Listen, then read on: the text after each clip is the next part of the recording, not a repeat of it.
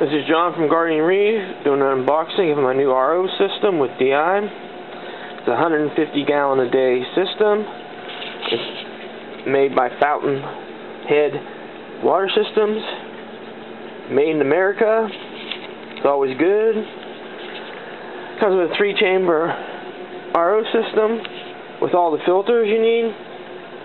Comes with a 2-stage DI system with all the resin and filters that you need. So it basically comes with everything you need to start up. So far it looks like a nice system. I paid about $150 for it off of Amazon.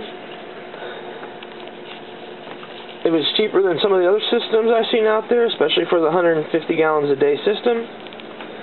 We'll have to hook it up and see how well it does. As of right now, it looks perfectly fine. This is John from Guardian Reef. Keep on reefing. Please like and subscribe.